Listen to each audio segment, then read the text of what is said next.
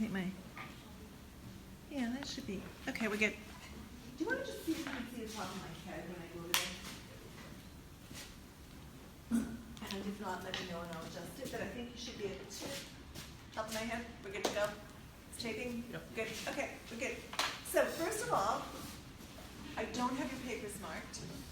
As you probably noticed, because I didn't send them back to you on Moodle. I thought I would have them done, and I can't. I'm trying to figure out when I'm going to have them done so I don't give you another false fact about where they're going to be done. I'm on 2 admissions committees, and I'm also on 2 hiring committees, and I have to look. I've looked at 150 files, but I have to look at 500 files before the end of the 3rd week in January. So that's my problem. And I don't know how I haven't factored that in. So I'm going to try, here's the thing, I'm going to try and have them done within 2 weeks. And I may start giving them back to people as I start doing them. I don't know, I think I should hold them all to give them back at the same time. You'll get them back, you'll get your papers back on the Moodle site. And, you know, most people have handed them in, so that's great, thank you. What else can I say? So anticipate them back within 2 weeks. I apologize because I originally said I'd have them back today. That those files are killing me, are the ones that I've been looking at. So that just is not going to happen. And I haven't graded one of them yet, so I can't even say anything. Right? So I'm hoping this weekend, although I have to look at 80 files this weekend, so I don't know. And I'm hoping sometime next week. So just feel free to email me and ask me if I've done them. I'm not going to worry about that, but I just want you to know what's up so that you're not thinking that I'm going to give them back, or I've given some people's back and not other people's. Is that okay? And if there's any questions on that, just ask me. I mean, you have them in by the end of December. Ideally, I would have liked to have them back this class or next class, max. We may be going to the class after that, we'll just see. But it's no reflection on you. It's only a reflection on too many admission and hiring files that I wasn't taking into account.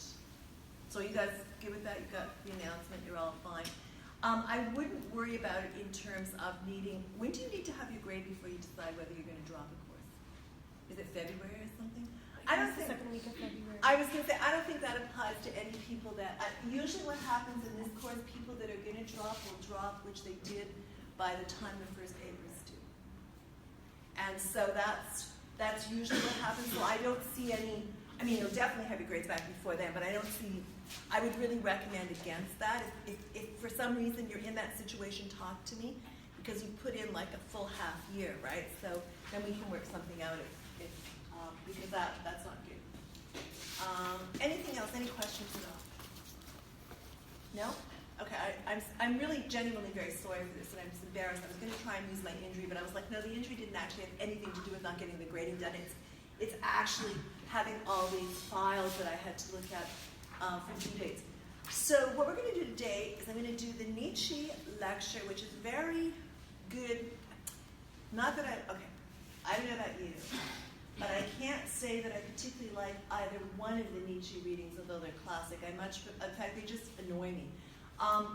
I much prefer Thus Spoke Zarathustra, and I think I'm going to go back for next year to Thus Spoke Zarathustra because A, it's more fun, and really, what you read today is written the year after Thus Spoke Zarathustra, and it's kind of his philosophy without it just makes him sound like a kind of a right-wing lunatic. It points, and very anti-democratic, whereas Thus Spoke Zarathustra doesn't do that. So, you know, and I think it works better for his overall theory. But having said that, I'm certainly going to lecture on it, and I'm going to connect it with our previous Nietzsche reading, and I'm also going to connect it with why it's important to readings we're doing after that, because I mean, he's a really big influence. We've got at least 4 presentations, and the other thing I want to do, I saw you walking, I was like, I know her, where do I know her from? I'm like, oh, class. The other thing we need to do is pick presentations for second term. So I think I'll give ourselves about 35, 40 minutes for that. I'll make the lecture shorter, and we'll have the same amount of time for tutorial, and after the lecture we'll do this. Does that make sense? And listen to the front of the lecture because I hate re-apologizing. The papers aren't, I'll tell you because you're almost, The papers aren't done. I'm looking at the next, in terms of my grading them. I'm looking at the next couple of weeks, and the reason for that is actually a pretty good reason. I'm on these admission and hiring committees where I have to look at 500 files. And, it's actually, here's the weird thing. It's not so much looking at the files. It's working on the two devices and waiting for the files to come up that's taking all the time.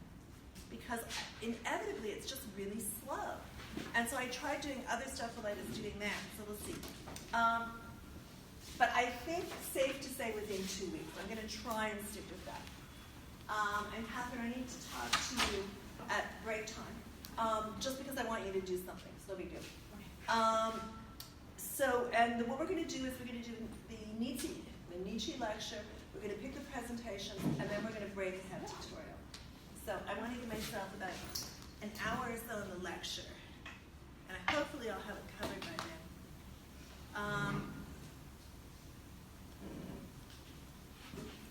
And if you found yourself getting angry and annoyed while reading this, it's probably a good sign.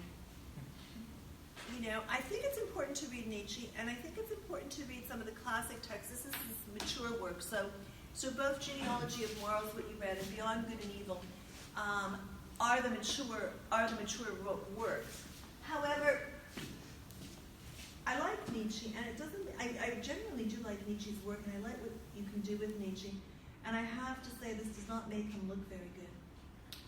So, just a reminder, the dates 1844 to 1900s for Nietzsche, and Beyond Good and Evil was written in 1886.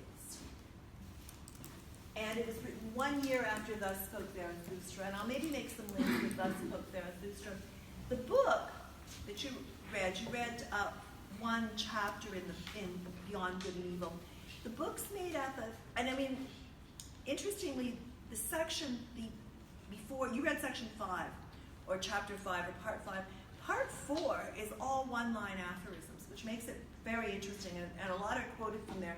The book's made up of 296 aphorisms that are going to range in length from a few sentences to a few pages. So in that sense, it's worth looking at, because it's a different way of doing philosophy. And what they've done is group these aphorisms into 9 subsections. And so you're reading one of the subsections. I think Nietzsche did that himself because he was still functioning then. So 9, it depends who you read, 9 different chapters or 9 different parts. What you've got at the beginning is a preference, and I don't know if you have the preference, but the preference basically says Nietzsche's looking at what's wrong with the philosophers of today. It's his preference, he says that. And it ends with a poem. So that's just the layout of the text. And I think I would also want to remind you that from the previous Nietzsche lecture, to remember that he is, and one of the ways of looking at Nietzsche is as a deconstructive thinker and writer.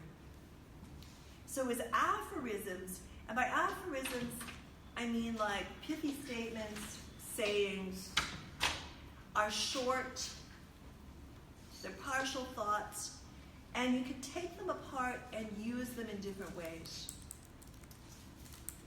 That's to say that each can stand on its own, and so each of them do stand on their own, but also there's a linear progression in Beyond Good and Evil. I would say a thematic linear progression between aphorisms within the chapters. So the chapter that you read seems like a coherent chapter, okay? And so there is a linear progression there, and it links with the next chapter or part, which is We Scholars. So just to recap that, each aphorism can stand in its own, and in this particular text, and aphorisms were more of the middle period of Nietzsche's writing, but in this particular text, there's a linear progression between the aphorisms in each section and from one chapter to another. Now, what happens in the preface, and then he picks it up in the chapter you've read, which is the natural history of morals, is that he says, he's really questioning what's happened to philosophy. And he's accusing philosophers, other than himself, of dogmatism. He's accusing them of, interestingly, why Nietzsche is so important is you'll find some of the accusations in Said piece as well, right? So, I mean, he's saying, look, philosophers really take whatever they know, and he even provides something very interesting in terms of reading. So this piece is actually an interesting piece, and it's also got some objectionable material in there. But he's saying that philosophers really suffer the dogmatism of their time, the dogmatism of what they already know. And I'll get to this, but they suffer a way of reading where they look at, and I was like, wow, that's like kind of how, I don't know if anybody here's taken a speed reading course, but if you're taking a speed reading course, what Nietzsche's describing, which I'll go over it again when we get to it, when you look at a page and like 5 words stand out per line and you fill in the rest, for example, he's saying that's what we tend to do when we read. So we're just kind of stuck, unless we're critical thinkers, which he doesn't really add there. I mean, he talks about a new philosopher, but we're really kind of stuck in where we are. So in a sense, Nietzsche works very well as Said, saying that, you know, what happens in one time period and what a thinker thinks in one time period, it's really often mired in that period in terms of geospace, in terms of what they've read, in terms of time period. And then it takes on a new life later. So you could argue, and I want to be fair to Nietzsche, because I use Nietzsche a fair amount, and I've written on Nietzsche, that you can use Nietzsche, and particularly after Deleuze, you can use Nietzsche in different ways. And Nietzsche's one of the thinkers like Rousseau, who's been used for both very conservative, and in Nietzsche's case, fascist enterprises, as sort of very deconstructive enterprises. And he's also been used in terms of a democratic context. Even though he critiques democracy, he's been used as a democratic thinker as well. So he's very versatile, partly because of the way he writes, partly because, I mean, you can almost pull contradictions out. I mean, it's interesting. Nietzsche will say one thing in one place. He's got a brilliant analysis of the state in Thus Spoke Zarathustra from an anarchist perspective, which fits in very well in terms of, I think I talked about this in the last Nietzsche lecture, but he says that the state is one of the cruelest entities that humans have known. So he has been obviously also picked up by anarchists. And he also came up with what subsequent thinkers use, and he talks a little bit in this about friends, but he makes the friend-enemy distinction, which Schmidt picks up, and I'll talk about that when we get to Schmidt. So I would say that I would tend to see Nietzsche as a deconstructive thinker. And I would also say that what he's doing in this work is that he's accusing philosophers of his time and previous philosophers of dogmatism. And by that he means that they never really get outside of what they already know. So on aphorism 186, so I'm going to take you through, and I've got it on my iPad, I'm going to take you through some aphorisms and connect them with the lecture. So on aphorism 186, towards the bottom of the page there, it's on page 97 if you're looking at the same text that was on the Moodle site. He says, you know, every great philosophy, and this is paraphrased, I think, from there, is not much more than a personal confession. And I think that, just for that claim, it bumps the text way up. That if you really stop seeing philosophy as the truth, which is why he became so popular as a deconstructive thinker, if you stop seeing philosophy as the truth, and you really see it, and this is how it links very much with Said, right? That you very much see it as a personal confession of the person writing. And he goes on, and he says, and this is from aphorism 186, he says basically, philosophers build up complex systems. But they build up these complex systems to justify their own assumptions and prejudices.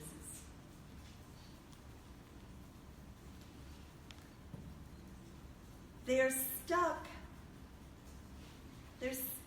in their own time and place. And they want to provide a rational foundation for the morality they're stuck in. says on 186, aphorism 186, page 97, if you just take a look at the last two paragraphs, and he talks about what philosophers know about morality. Keep that in mind. I want to say one thing before that, and then go back to it. That philosophers are stuck in their own time and place, and that they never laid eyes on the real problems of morality. That's over on page 98. It's a continuation of that. That they really are stuck in their own time and place. They've never laid eyes on the real problems of morality, which we can get to when we compare moralities. So as you know from the previous lecture, he's grounding morality in history, geography. Morality then is not the same cross-culturally, cross-time.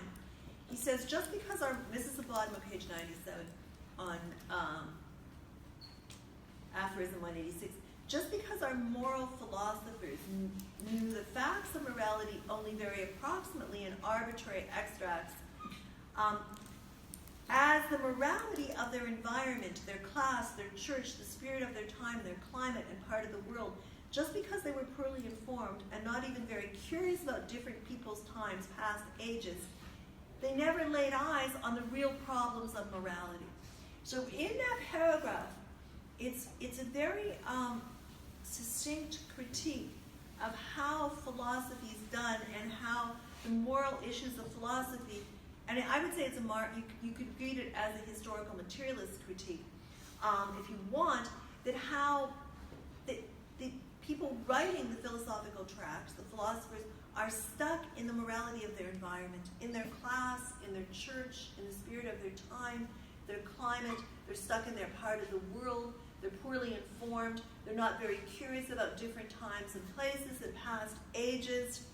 They haven't really laid eyes on the real problem of morality, which is not grounded in one place, but it's a comparison of many moralities. That historically, so he would say, okay, Kant, whose maxim is, treat everyone according to the same as you would desire to be treated. Well, that's not that harmful. That's a paraphrase of it. It's not that harmful.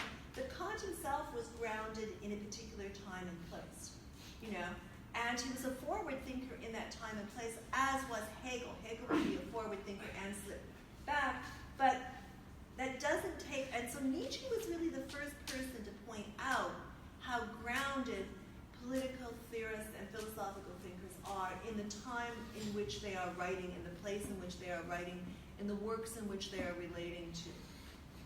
So he has, as we talked about in December, he really does have a genealogy of knowledge. And he approaches it as a genealogy, and a genealogy is a history. It's a broken history. So he's saying that historically, there's been very many different kinds of morality. And that philosophers lack, and this is at the top of 98 in the same aphorisms, he says that moral philosophers in his day really, and his day is 1886, so we'll say he's writing this in 1886. It's 1 year after Thus Spoke Zarathustra. Okay, the 1886 is up there. Okay, so he's writing it then. So moral philosophers in his day lack a historical perspective. And in their attempt to search for a rational foundation for morality, because they're kind of trying to come up with a rational foundation for morality, he says, what the philosophers, this is from aphorism 186, page 98, about 4 lines down. He says, what the philosophers called a rational foundation for morality and tried to supply was seen in the right light merely a scholarly variation of the common faith in the existing or prevalent morality. That moral philosophers lack a comparative historical perspective. And that in their search for a rational foundation, all they do is reaffirm and justify faith in their own morality. That is, and we can understand this, that they're unable to see outside the perspective of their own morality. They're unable to see a concept of morality, or to see morality as a concept that's problematic, that needs to be questioned and justified. So to quote again, I think it's an important quote, and I don't think I put it on the slides. More slides are coming up, but what philosophers term a rational foundation for morality is just a scholarly variation of the common faith in the existing morality. Those philosophers would be philosophers of their time period. Nietzsche is a philosopher of the future, and if you see up here, it's prelude to a philosophy of the future. So he's a future-thinking philosophy. He's trying not to ground his understanding of morality in his time period. He certainly grounds his gendered examples in his time period, for people that have read the text. And he's one, I mean, I would say Nietzsche's probably one of the worst in terms of using gendered examples.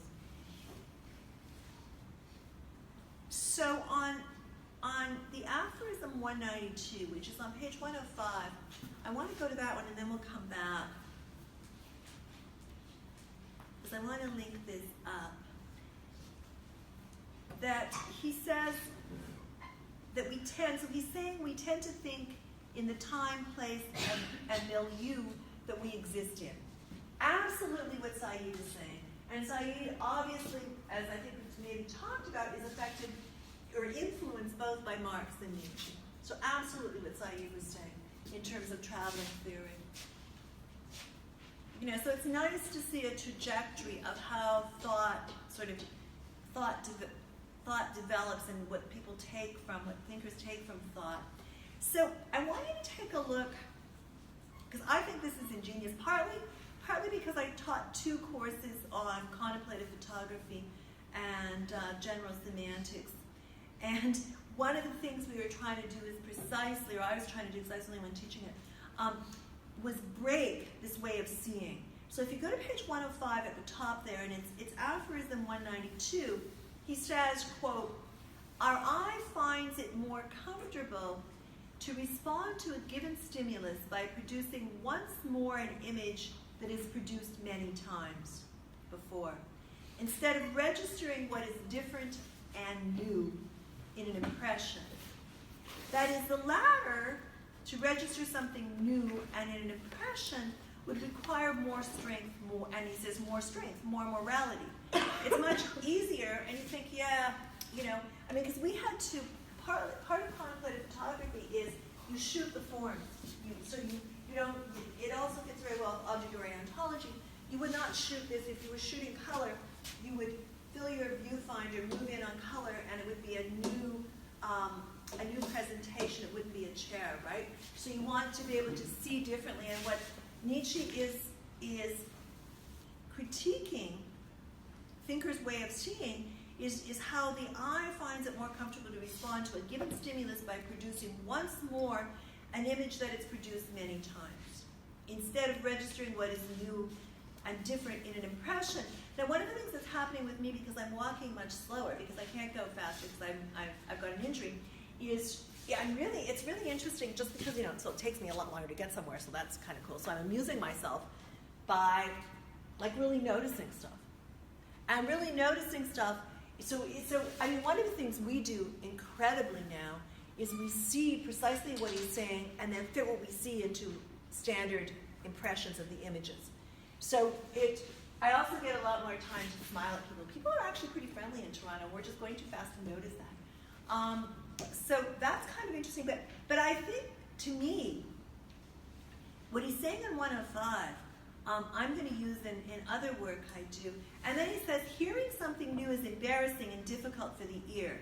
So remember the first time you heard something like, I don't know, I was going to say for me it was noise music, but you were born like after noise music was around, right? So that's not going to be it, but it's going to be something that you hear, and hearing something new is embarrassing and different for the ear. Foreign music we do not hear well. So you think the first time, it took me a while to get, so I could, and for me, opera was foreign music, right? So it took me a while to actually develop a liking for it. The first time I didn't like it because, of course, and you watch people, I don't know if people here go to opera, but if you don't, they have a really good deal for people under 30 in terms of, and you get good seats too. So I don't know if the COC, Canadian Opera Company, has this thing where if you're under 30, and I think you get them you can maybe get them online or something. They give you whatever tickets are left, so you can end up with a $250 seat for I think it's $30 or something. And so it's really worth going to because you'll notice the difference. People in the audience, I happen to like disharmonious music and music that screeches and like gets in your spine and stuff. But you'll notice that people have real trouble with the disharmonious operas. So they're fine with something that's going along, but anything that sort of attacks the nervous system, or it's not even that, it's what's not expected. Okay? They don't expect it. And that's what Nietzsche's talking about. He says, hearing something new is embarrassing and difficult for the ear. Foreign music we do not hear well. When we hear another language, okay, and I'm so guilty of this, when we hear another language, we try involuntarily to form the sounds we hear into words that sound more familiar and more like home to us. So he's really talking there about we're afraid of what Freud's going to call, and Nietzsche does too, the uncanny, that which is different. We're afraid of that, so we try to move towards similarity, both in sight and hearing, and he's building to something with this. He says, and then he gives German as an example, and it's very true. Like if you're as an adult or as somebody, I don't know how many foreign languages people here speak, but I assume we've got a number of foreign languages. I have taken a real number of foreign languages. I have the inability not to do very well I've taken Spanish twice. I've taken French, I've taken German, I've also taken Hebrew, and I've taken something else. And I have to say, I'm really lucky if I can read a newspaper. And I'm also, I can read, it depends what it is. German I can read Heidegger German, because it's keywords, right? So it's like a different ballgame. Or Hegel German, you've got some of the keywords, you can do that. But so for people, partly because one ends up doing exactly what Nietzsche's talking about, that is putting it into what sounds like English. And if you start putting any foreign language into what sounds like English, you've really killed it. And I can maybe speak some Spanish to get myself around if no one's Spanish-speaking person is with me, that kind of stuff, right? So he's not wrong. It's like the way our brain is wired, and he's saying this really affects how we do theory. He says, and then he goes on to my favorite part of that. He says, look, when we read a page, and tell me if this is true or not, that when we read a page, we take in only a few words, and then we fit these into what we know already or think we know, which is why it gets so hard to do something new. Just as little, he says, it's a second paragraph here, just as little as a reader today reads all of the individual words, let alone syllables on a page. Rather, he picks about 5 words at random out of 20 and guesses at the meaning that probably belongs to these 5 words. Just as little do we see a tree exactly, which is a good example. There's one right out the window, right? I just looked up. So then he links it with the tree. He says, just as little do we see a tree exactly and completely with reference to its leaves, twigs, color, form. It's much easier for us to simply improvise some approximation of a tree. So he would say, if you look, there's an evergreen tree out there, and you're going to see it as a full tree. But Nietzsche's saying, we've trained our eyes to do that, and in training our eyes to do that, and one of the things that the contemplative photography does is break that apart, and then break apart the labeling of the world in terms of general semantics. But because we've trained ourselves to do that in terms of seeing and hearing and reading, it's what we do in terms of philosophy. And that's where he's going with it. So he's using these as examples of the dogmatism of philosophy and how they're kind of stuck in it. And he's going to build to what's called new philosophy, but he's not going to tell us what it is. Okay, so that's where he's building. So he's trying to build to something new. And then he says, interestingly, at the bottom of, and I want to go back to where we were for a second. So we were at 186 before. I think it was 186.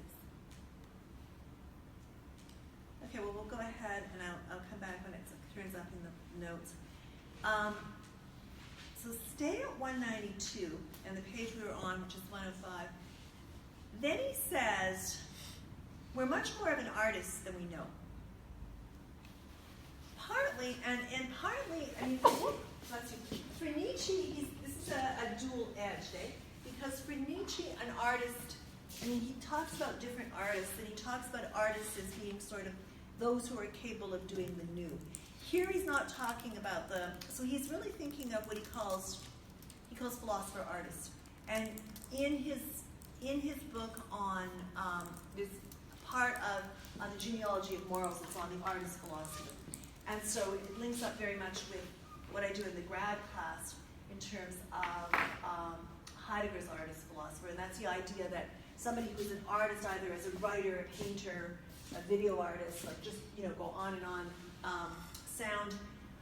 And somebody who's an artist philosopher is somebody who does something new.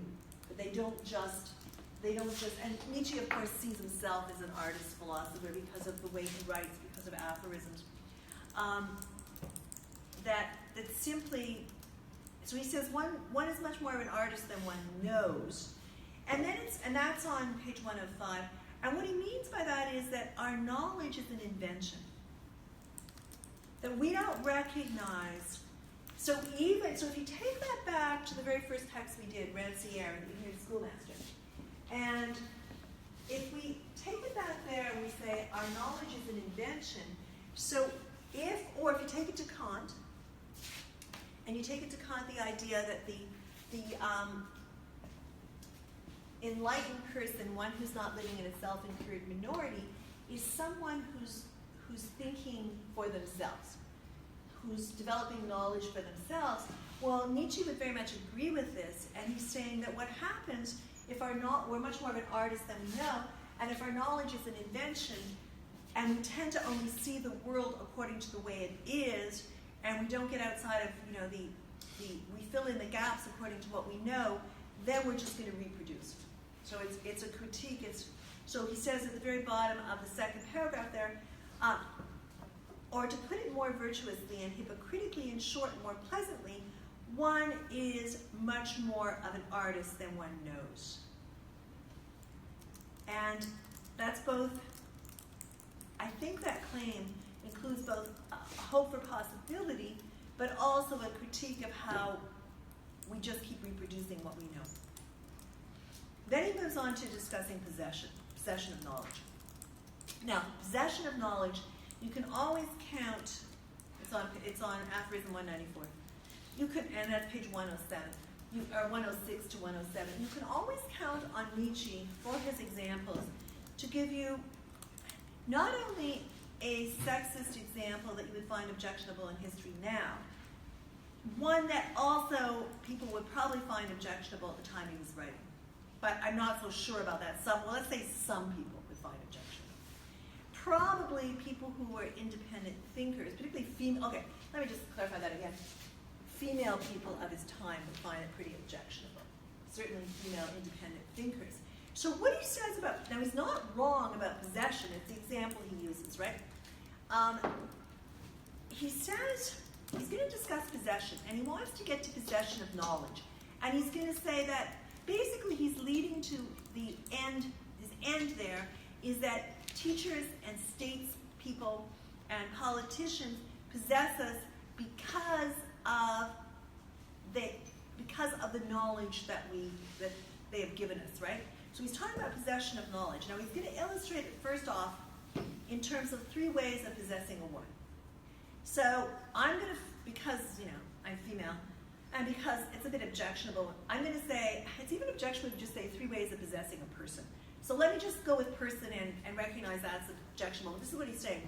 He's saying, first of all, sexual possession. Simple sexual possession is just having the person as your sexual appendage, right? So you're possessing them sexually. Second is getting the person, in his case he's talking about a female person, to give up and he says, for the man's sake, what she wants. That is, give up her hopes and dreams. That's a more intense way of possession.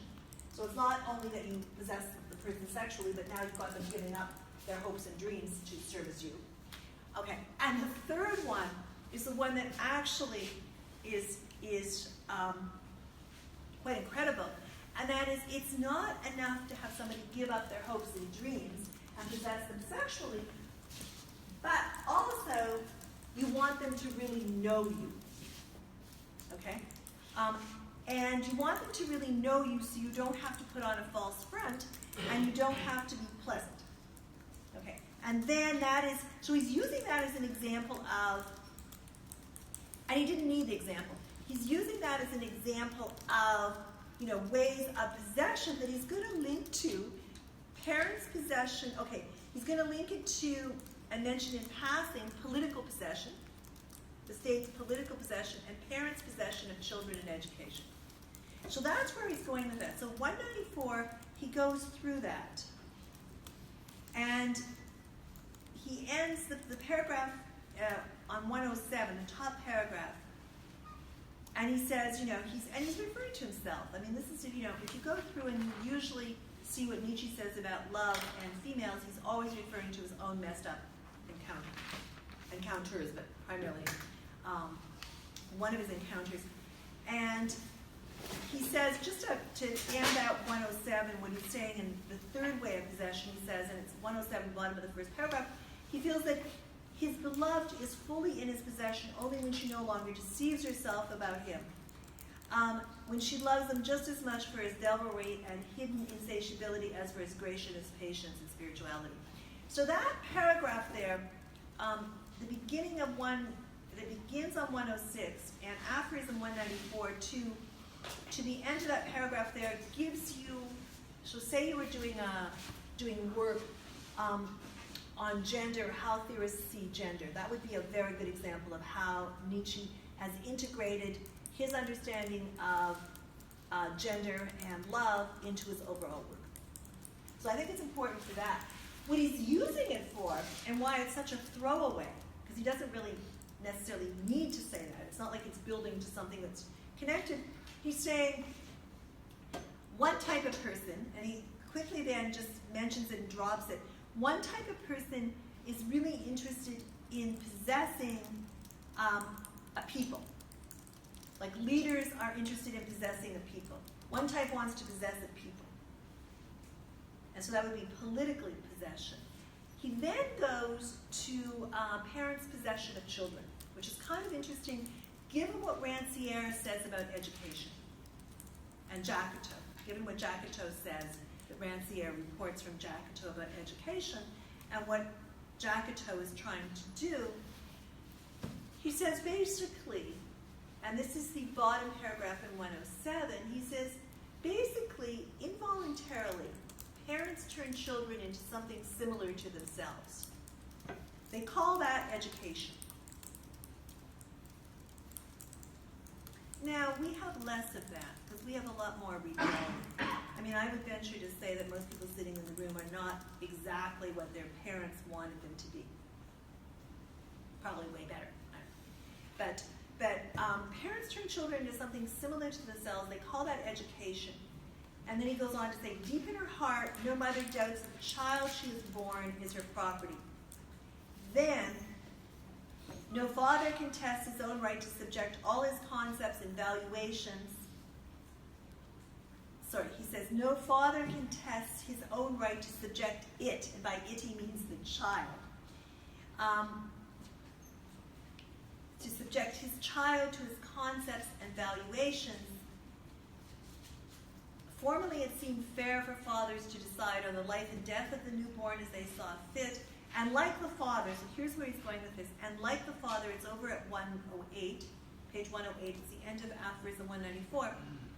And like the father, teachers, classes, priests, and princes are rulers. So, and like the father, teachers, classes, priests, so he's looking at school, he's looking at the class structure, he's looking at religion, and he's looking princes, he's looking at rulers, still see even today, 1886, in every new human being an unproblematic opportunity for another possession. So he's saying that basically how we understand the world, how philosophy is done, is really a means for which powers of control, church, state, class structure, and education, how they possess the child, the individual, which allows him to get to herd mentality. So this piece is also good for his understanding of herd mentality. I wanted to give you a refresher on how he's seeing morality there for a second. So morality is a process that Nietzsche ties to the will to power, which can be cultivated in the direction of control and strength, which he calls noble, or chaos and weakness, which he calls slave. So he's saying that basically, so he's picking up, that's from the Genealogy of Morals. So he's basically saying that we're educated to be weak, to not be independent thinkers, and he would argue that we have to change education. So then he says, okay, to back up just a little bit, and like the Father, teachers, classes, priests, and princes still see in every human being an unproblematic opportunity for possession. So it follows. Okay.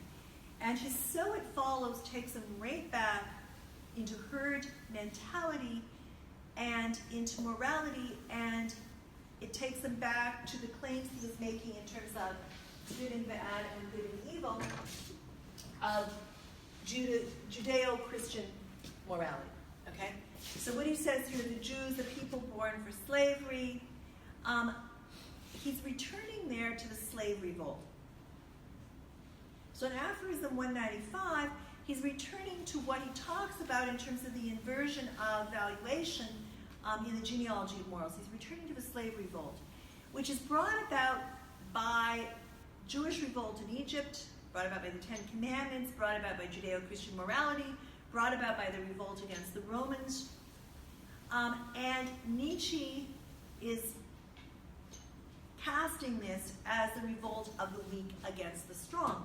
The strong, of course, for him are the old aristocracy. But really the strong for Nietzsche is particular values, or are particular values. And the particular values he's going to tell you at the end of aphorism 195, to just recap from the previous lecture, in terms of biblical Judaism, according to Nietzsche, it developed slavish values, and in so doing launched a Christian revolution. And for Nietzsche, Christianity is the great curse that visited upon humanity. It was visited upon humanity by Jews, and it led to democracy. Okay, so that's his trajectory there. What he says here is that there's an inversion of values, that prophets have fused, that the Jewish prophets have fused rich, godless, evil, violent, sensual into one, and were the first to use the word world. The inversion of values, which includes using the word poor as synonymous with holy and friend, constitutes the significance of the Jewish people. They mark the beginning of the slave rebellion in morals. So a slave rebellion in morals is basically the democratic rebellion. All right? So and there's kind of no way around it. It's a democratic rebellion of, there's ways, there's addendums you can make to it. But he's saying the trajectory of Jews both in the Bible and Jews both in history, rising up against those oppressing them, and then Christianity breaking off from that and creating a new, more egalitarian religion, and then from there, democracy. That's all part of what he sees as a slave revolt.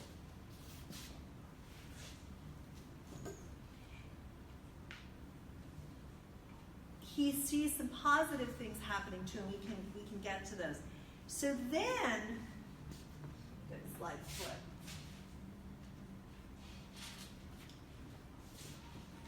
So he's seeing morality as this herd instinct.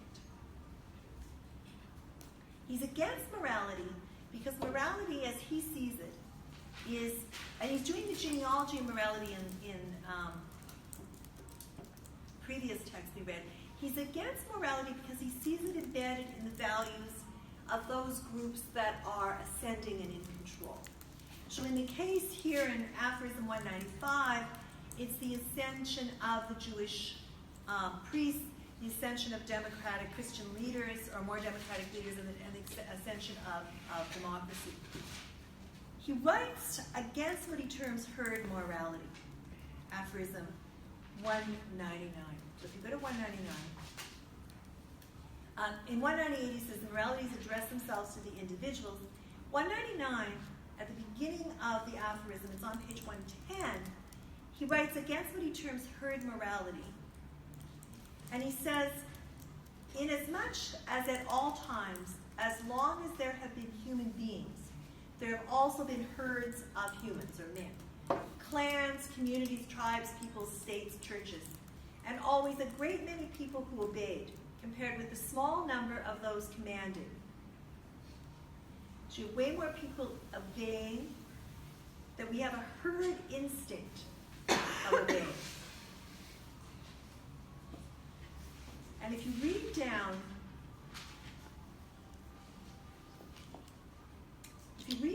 on the quote we just read, he says it may be fairly assumed for the need, for it is now innate in the average man as a kind of formal consciousness that commands, thou shalt unconditionally do something, unconditionally not do something, in short, thou shalt. So he's saying, return thou shalt.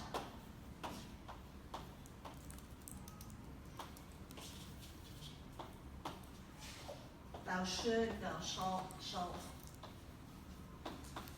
Thou shalt. What that means is it's commanding you to obey, and it's spelled wrong. Hold on. That thou should, thou shalt do something is commanding you to obey. It's commanding you against. You see that in the Bible. You see that in terms of leaders telling their followers what to do. The need seeks to satisfy itself and to fill its form with content. And then he goes down and he says, according to its strength, impatience and tension, it seizes upon things as a rude appetite, rather indiscriminately, and accepts what is shouted into its ears by someone who issues commands. Then he lists those who issue commands: parents, teachers, laws, class prejudice, public opinion. So the really weird thing about Nietzsche is, on the one hand, you can read him as giving a very much elitist understanding of values. On the other hand, he's also very much pointing out the elements in society that are influencing and controlling and telling people what to do. So he's both anti-democratic and providing useful information for a democratic critique of society. And he's doing it at the same time, almost interestingly in the same paragraph in a way. So he's not in favor of herd instinct. He's not in favor of herd morality. He's critiquing it. He's saying there's a real problem with this, and the real problem with this is that as individuals we are stuck in thou shalt. And who is it that sticks us in the thou shalt, that it's whispered in our ear? It's all those who are in command in society, starting with parents, teachers, laws, classes, public opinion.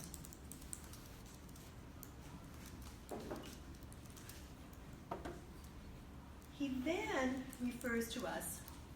He says there's a real hypocrisy in those commanding. Because they also, partly that's the core of democratic critique. Those commanding in a democracy pretend to be equal in order to protect their bad conscience, but in a sense, they are the ones altering thou shalt. That herd man, what he calls herd man, in Europe today, that's has the appearance of being the only permissible type of human being. So even though the leaders are those who are uttering the commands thou shalt, they are pretending to be part of the herd mentality. So I guess you could call them herd leaders. He suggests then that our moral evaluations are based on fear. This is on aphorism 201, page 113. And did I get to slide 4? Yeah. Okay,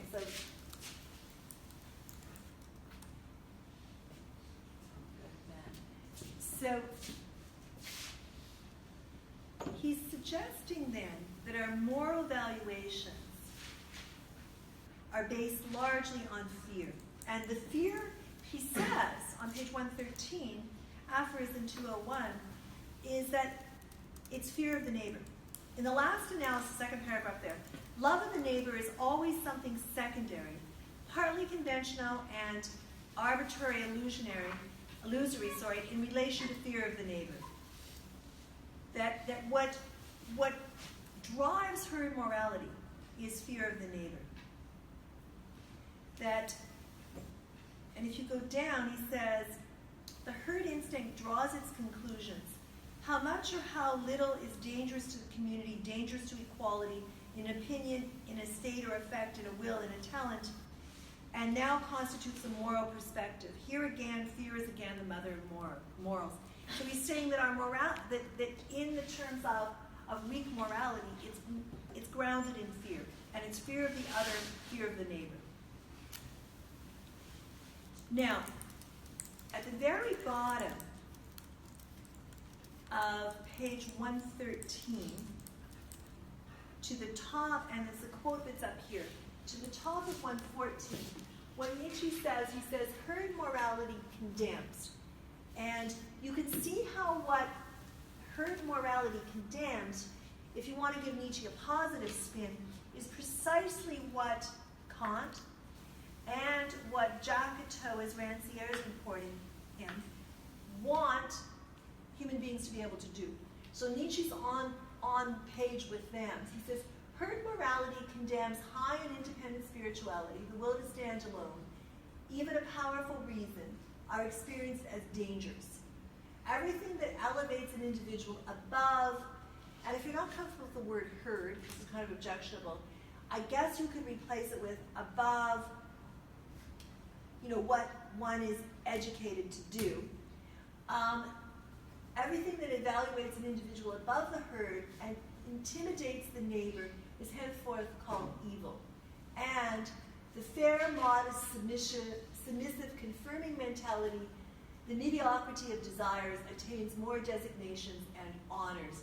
So this fair, the reason I have it in blue, fair, modest, submissive, conforming mentality, the mediocrity of desires, that's what he sees as, that's what he's critiquing. It's what he sees as constituting, slave morality. And so it gets really complicated with Nietzsche because on the one hand, there's very many things in slave morality that one would like to adhere to, which is like kindness, respect for others, respect for humanity. There's all these things that he sees as weakness. There's also, though, that there's also aspects of what you could call herd morality or slave morality that really traps human beings as thinkers and as doers. So you can use it. You can use this word both ways. Is the point I'm trying to make. So once you get to the submissive, conforming mentality, that means you're not thinking for yourself, and that's a problem. That's a problem for Rancière. It's a problem for Kant. So Nietzsche comes up, and I would say his critique splits. Okay. On the one hand, he offers real support for independent thinking and independent education. On the other hand, he somehow slips into an anti-democratic, an anti-democratic pronouncements, argument, we'll say argument all the while holding a strong anarchist argument, and in a sense a left-wing anarchist argument where he's really critiquing the control of institutions of society, starting with the family, starting with education, going on to public policy, going on to the state. So he has both. That's why it's so difficult to sort of tease Nietzsche apart, right? And I think one has to hang on to both with Nietzsche. Otherwise, you just end up using him against his own purposes both ways. So herd timidity. Talks about herd timidity, and I'm conscious of time because, I need about another 10 minutes on this, and then we'll pick the presentations, and then we have the tutorial at the right time. So herd timidity. This is on 201, page 114. He says, we want that someday there should be nothing more to be afraid of. That what motivates us is our fear of the neighbor, our fear of the other. What makes us timid in terms of thinking and acting differently is that we want that someday there should be nothing more to be afraid of. Someday, he goes on, throughout Europe, and I'm just trying to find exactly where it is here. Oh, it's down at the bottom of page 114. Someday, throughout Europe, the will and the way to this day is now called progress. So he says, we want that someday, I'll read you the whole paragraph, whoever examines the conscience of the European today will have to pull the same imperative out of 1,000 moral folds and hideouts. The imperative of herd timidity. We want that someday there should be nothing anymore to be afraid of. Someday, M dash, throughout Europe, the will and the way to this day is now called progress. So, he's done something very interesting there.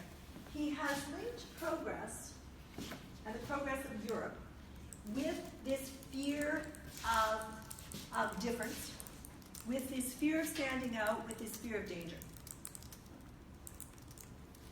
That morality in Europe in 1886 is herd morality.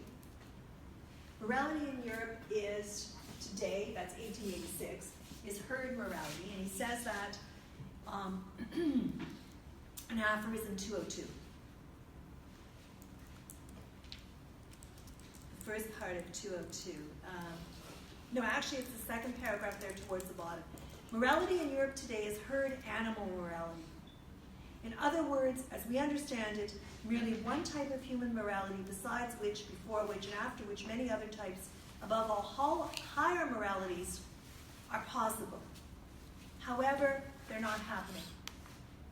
That morality in Europe, 1886, is herd morality.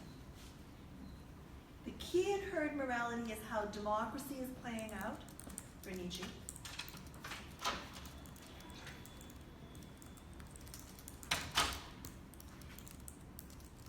The democratic movement, this is on page 116. So then he does a bit of a genealogy then. So the herd morality in Europe of his day, he says, on the next page, he's doing a bit of a genealogy there, and he's saying the democratic movement, is the bottom of the first paragraph on 116. The democratic movement is the heir of the Christian movement, which is the heir of Jewish rebellion.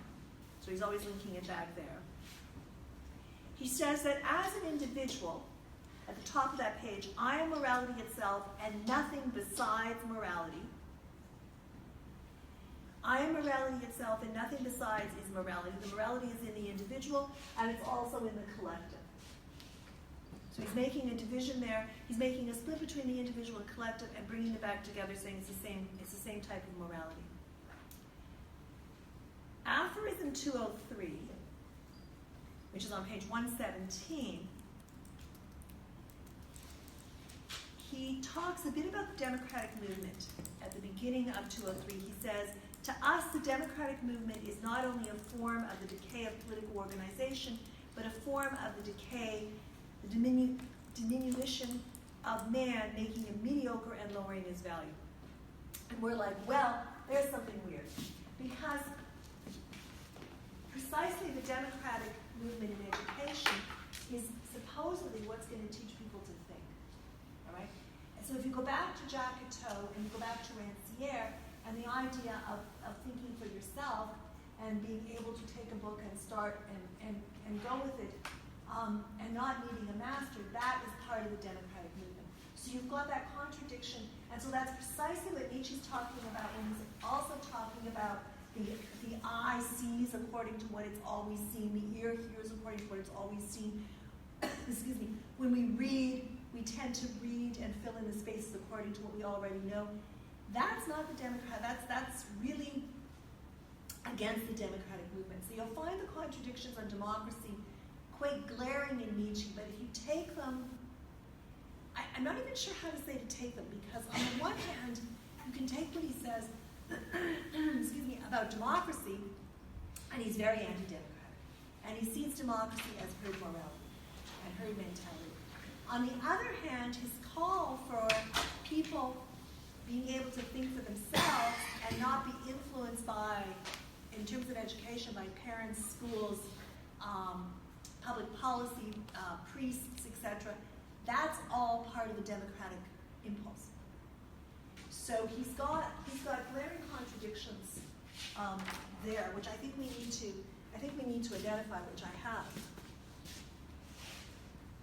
So the democratic movement is not only, and he sees it as a form of decay of political organization and a form of decay of humans, that it's mediocre and lowering its value. So what's the solution? Okay, so then, he's getting to the end of this section, and he's proposing, he's saying this, and he's saying, okay, he then basically says, okay, so what now? What's the solution? Well, the solution always for Nietzsche is free spirits. And the solution always for Nietzsche is Nietzsche. The solution for Nietzsche is always Zarathustra, who's his avatar, I guess, in Let's Look Zarathustra. I would see him that way. The solution is that Nietzsche turns his hopes towards what he calls, it's the second paragraph on 117 under aphorism 203, toward new philosophers. Spirits strong and original enough to provide stimuli for opposite valuations and to revalue and invert eternal values. It's not quite loud, big enough, is it? He turns his hopes toward forerunners, toward men of the future or people of the future who in the present tie the knot and constraint that forces the will of millennia upon new tracks. So he's saying we need people who think differently. We need what he calls free spirits. And by free spirits, he thinks of himself. So basically, we need not the degeneration of humans, but we need free spirits, because he ends talking about those who have the rare eye for the overall danger that man himself degenerates. He's saying we need free spirits that will prevent this. Now, that would be where I would end. I want to go over a couple of about 3 terms if I've got time, which I think I do. Or if we've got time. Yeah, we do. Okay. So, slave morality. I would bracket the word slave, okay? And I would call it, going back to Hegel, and I think Hegel's got a better, Nietzsche's in a way writing against Hegel. Hegel's got a better take on what would be called slave morality according to Nietzsche. And because, of course, slave morality according to Hegel ends up as it's the difference between the dependent and independent consciousness. So to take it back to the dependent consciousness, it's the dependent consciousness that's actually going to rise up, overthrow, and create a new society for Hegel. So if you talk about the morality of the dependent consciousness, which is what Nietzsche's calling slave morality, that's the people, for Nietzsche, who are sick and poor and unhappy and have been oppressed. And he says they, he's paraphrasing, but they tend to see life as something that's wrong. They tend to identify those in control as causing the wrong and enjoying health and riches and see them as evil. And they come to see themselves as good. And then you've got the Christian interjection in there for Nietzsche. The problem, in a way, with the Christian interjection that he talks about is the idea that one can suffer on earth and not make change, and go to a better place when they die. So there's that. That's a problem. It's kind of reactive. So he would say that the dependent consciousness is reactive, whereas Hegel would say the dependent consciousness is reactive until they fully realize that they've created the world. They recognize this, and then they will become active. Now, when he talks about master morality, and I would just call that independent consciousness if I was using Hegel to start with, it's the morality of those, for Nietzsche, of aristocratic or noble caste, who are rich, and then he adds healthy and cheerful. And remember, Nietzsche was neither rich, he was none of the three. He was really sickly all the time. He was not, so he's not healthy, he was definitely not cheerful. And he was also suffering, mental breakdown after he finished. After 87, I think he collapsed for about 10 years before he died.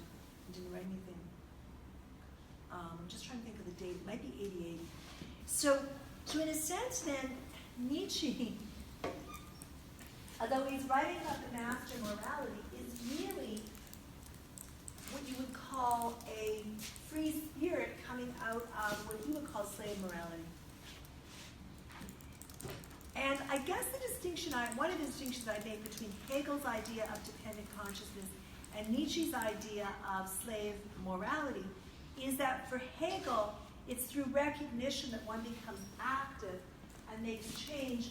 For Nietzsche, of course, to go back to the previous Nietzsche lecture, one gets stuck in ressentiment, in resentment, and is simply resentful of those who are, healthy and what's considered good, according to the noble values, right? So the other thing, two other terms, herd. This is a term, now Nietzsche obviously does not fit with the herd, okay? So it's a term he's going to give to, and I think the section, I want to say the section you read in a nutshell, gives you a good understanding of what he means by herd and how he links herd with education, with control by outside institutions, with the inability to think for oneself. And for that links very well with both Rancière. Remember, this is the last one for the first term. So it links very well with Rancière and with Kant and kind of rounds that out while also bringing in political controls. He mentions them. So the herd is the name Nietzsche gives to the common mediocre masses. That's his term. He sees them in this as herd animals, that they lack individual will, and they live by a herd group instinct. So if you just go back here, it's a herd instinct of the individual. This is what it consists of, and it's based on fear.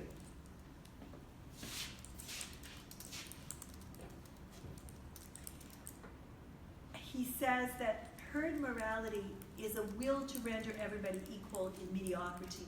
He says more than that. He then defines it at points as a democratic will. And free spirit. To go to free spirit, well, Zarathustra is a perfect example of free spirit, and that's book Zarathustra. But Nietzsche sees himself as a free spirit, as a philosopher of the future.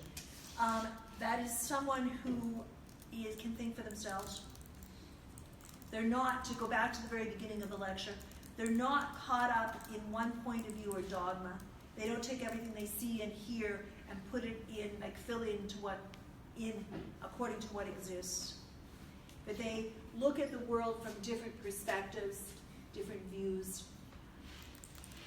And they're aware of the fact that when they're developing the morality, that it's grounded in a particular point of view that's informed by where they live, that they have a cultural, that they would have a cultural understanding. You're saying, well, Nietzsche himself didn't have a very cultural understanding of morality, although he calls for one, right? So a free spirit looks at the world from different perspectives, that has a comparative understanding of morality, doesn't ground all their knowledge in where they are and make the claim that that is a truth. And also doesn't have sort of one truth. And I would end the lecture there. So I'm just going to stop the taping, and we'll pick presentations for second term.